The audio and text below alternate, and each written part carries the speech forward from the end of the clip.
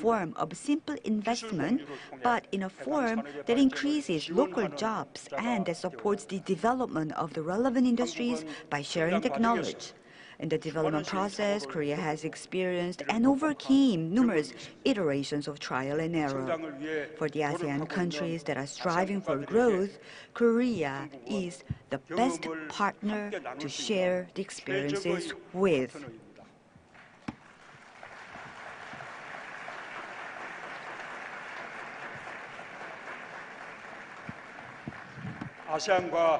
There will be infinite areas of cooperation between ASEAN and Korea. But of the many, I would like to present you with the 4 Korea areas of cooperation which can increase the regional connectivity that the ASEAN countries pursue. The first cooperation area is transportation. Currently, Korea is building a metro in Hanoi and Ho Chi Minh of Vietnam, and light railway in Jakarta of Indonesia. Seoul City's subway is surely the world's finest metro system and was constructed as a solution to the big city traffic problem which Korea faced in the course of economic development. Korea would like to work together with ASEAN to resolve the overcrowding and traffic problems of ASEAN's big cities. As for the ASEAN's interstate high-speed railway, its constructions will also accelerate regional integration. Korea has accumulated experiences in the constructions and operation of an excellent high-speed railway system, and I would like to share this knowledge with the ASEAN countries that are interested in. The second area of cooperation is energy. Korea is currently pursuing power plant constructions cooperation in Vietnam, Indonesia, Malaysia, and Philippines. As parties to the Paris Climate Change Agreement, ASEAN and Korea can cooperate more in the energy sector. I have high hopes that Indonesia's Energy Self-Reliant Island project in Batam will display the future of renewable energy cooperation. The third cooperation is in the area of water resource management. Korea is participating in development of Lower Hoe-ruang River Basin Development Project in Thailand, Senamnoi hydropower $100 million to ASEAN by 2020 by raising the Global Infrastructure Fund for the core areas of cooperation that I propose today. Honorable business leaders of ASEAN, this year marks the 50th anniversary of ASEAN, the 20th anniversary of ASEAN Plus 3, and the 10th anniversary of ASEAN-Korea FTA. After this meeting, I will meet with the ASEAN leaders and invite discussions based on my initiatives. Along with the resolve of the leaders, what is important is the participation and cooperation of the people of both sides. In particular, of crucial importance is the interest and cooperation of the business leaders. The Korean government will actively support the business leaders so that they can finally explore business opportunities.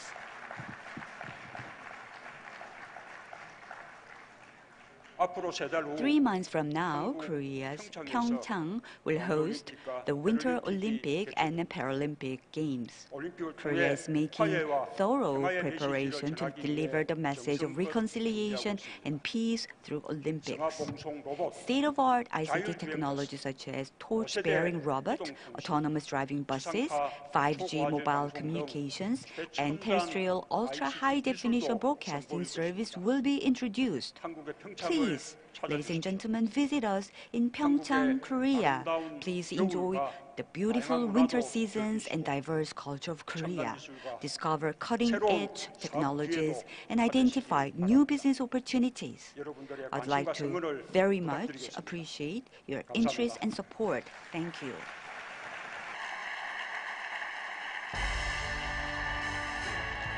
Ladies and gentlemen, His Excellency Moon Jae-in, President, Republic of South Korea.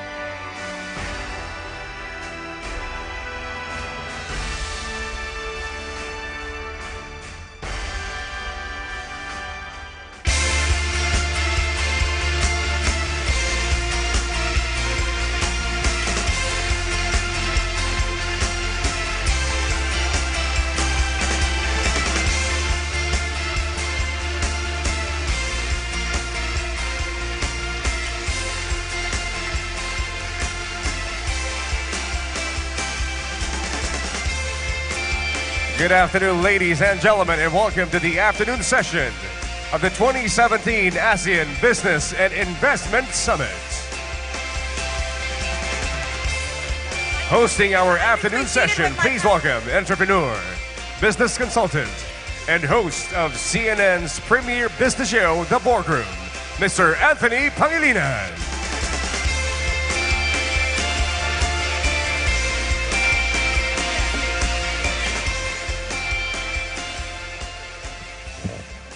Well, we've been invited to visit Korea by the President himself. We should honor him by doing just that. Despite the leaps and bounds that we have achieved in the region across 50 long years, there are significant gaps that continue to hinder sectors of society from succeeding. Some are embedded so deeply in one's culture, and this means a whole world of unfulfilled potential. This means prosperity wasted. And in a region where prosperity is but a pipe dream for many citizens, gender injustice translates to economic injustice. We in the region seek to harness untapped potential through our next forum that will focus on unleashing women economic power and human capital development. To introduce our panel of guests and facilitate the discussion, let us welcome a presenter, an executive producer, a Channel News Asia, and one of Newsweek Korea's 50 most influential Koreans. Please welcome Miss Chloe Cho.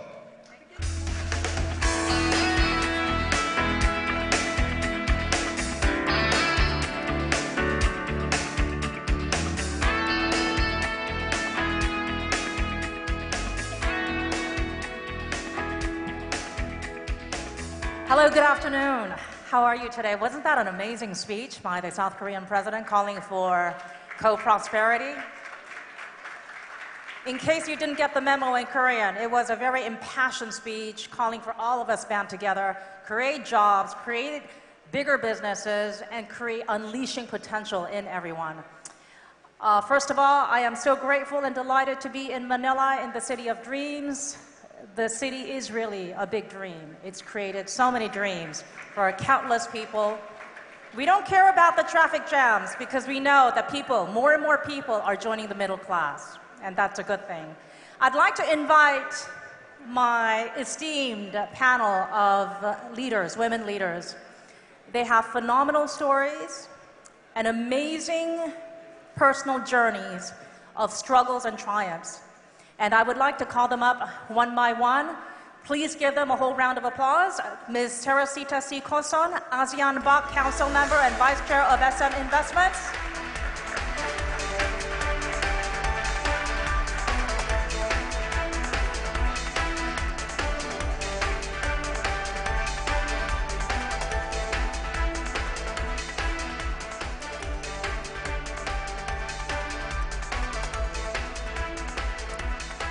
She's probably making her way after saying goodbye to the South Korean president. So as we give her time, let's also invite Dr. Shamsad Akhtar, Under-Secretary General of the United Nations and the 10th Executive Secretary of the Economic and Social Commission for Asia and the Pacific, UNESCO.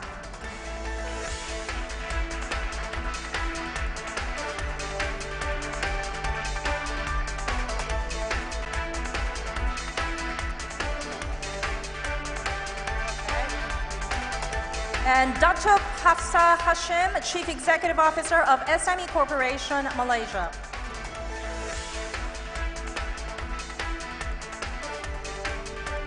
Maria Faye Perez Agudo, President and Chief Executive Officer, Hyundai Asia Resources, Inc., or HARI.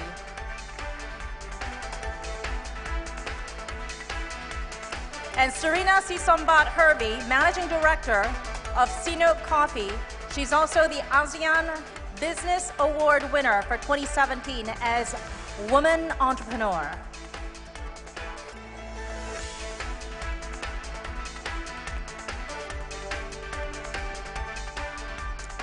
Oh, Ms. Teresita C. Coson, if you could please join us on stage. Thank you. the busiest woman in the Philippines and probably all around Asia. Thank you so much. An amazing lineup of women. And as we talk about the issues today, I'd like to remember one thing. Women empowerment is just not about trying to give women a second chance. It's really about unleashing the benefits of potential that societies, communities, and economies can actually reap. Let's not forget that ASEAN, with its third largest economic labor force, there is so much to gain. As ASEAN celebrates its middle-age milestone of 50, can we be a little bit level-headed about the situation? How do the statistics stack up? Worldwide, 55% of women are working formally. In ASEAN, the numbers are a little bit patchy. In Vietnam, only 30% of women are working formally. The key word here is formally. In Singapore, more than 90% are working, but the common denominator in all of these economies is that women earn less. A new report by the World Economic Forum says that this gender gap, this gender disparity, has widened for the first time in more than a decade, and it's going to take 100 years to close that gap. This is something to think about. 100 years to close the gap. Why is this the case? What can we do? It's about time. Maybe we do something, take action, because women are not only us versus them, me versus you, but women are your mother, your sister, your daughters, your cousins, and also your boss. And if these women are your bosses, they can help change your life. They're very much part of the Asian dream, and we're here to achieve it. So, Ms. Teresita C. Coson, you're the busiest woman, and you're seen as somebody who's above the fray. You've won many awards, including Management Man of the Year. So as someone who's neither a man or a woman, who's just an icon of business, are you surprised that it's going to take 100 years to close the gender gap? In light of the fact that you started out in a small shoe store, how have things changed? Well, here in the Philippines, we are fortunate that there is not much gender issue here. About 48% of the workforce are women. There has been a study that the wages are lesser with the women as against the men, but that's because when the woman has a child, then they are expected to take care of the kids and tend the family.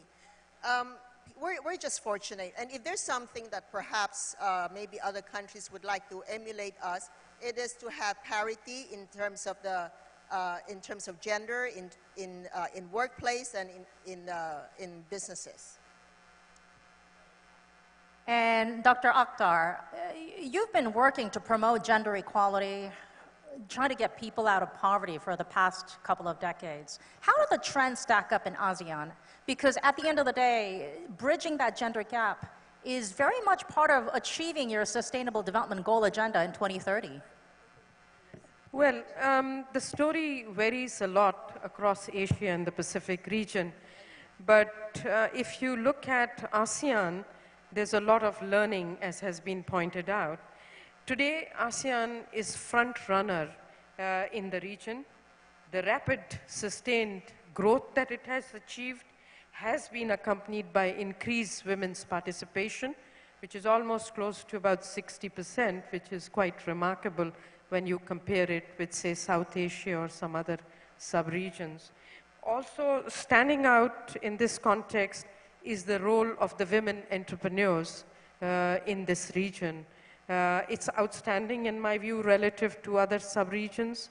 The number of ASEAN women entrepreneurs is close to 60 million, which is quite an impressive number, as I see. Okay, yes, I agree. We need to clap. It's definitely high compared to the other developing countries and other sub-region.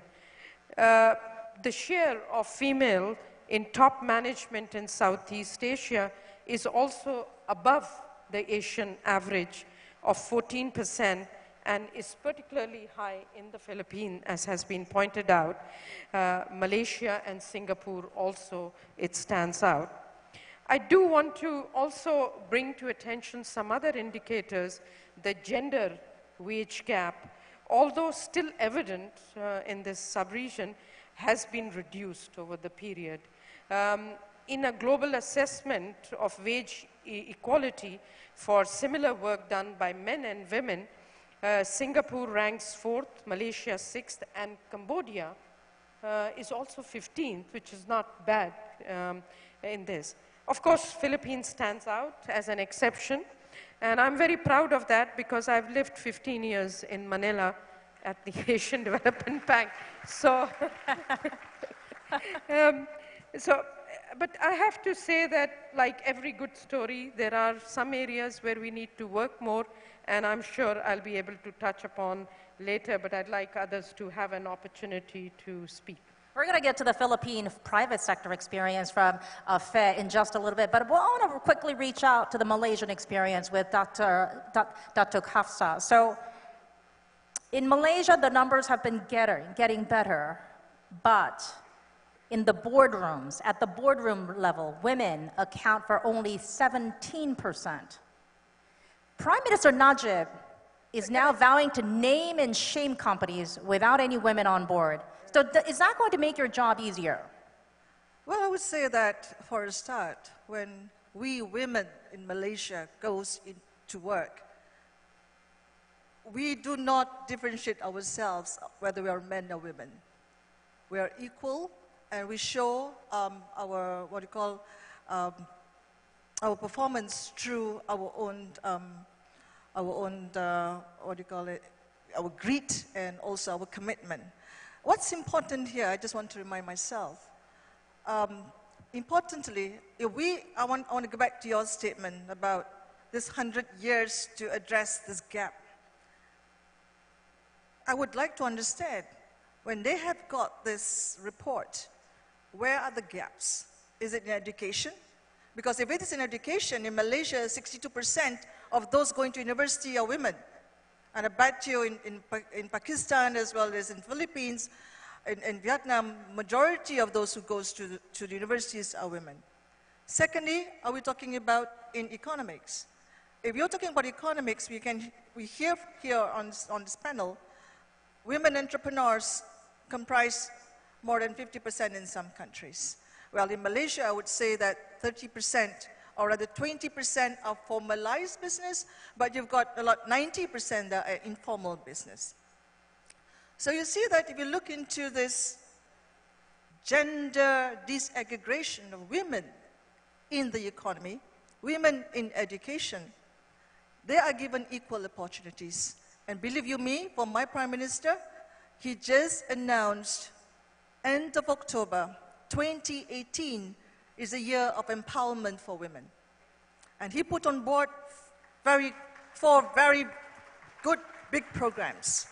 Number one is called PEAK, P-E-A-K, which is the summit, or which is the top, or which is the tip.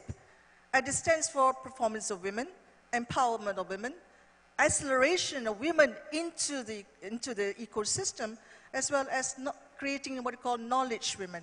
And this is done through which is Malaysia Women Innovation Academy. The idea is to get a powerhouse, a leadership powerhouse for women in innovation. And we've also got bringing back women into the workforce. Those who went out of their, employment, and they're coming back. What the Prime Minister have announced is he's giving 12 months tax rebates for these women.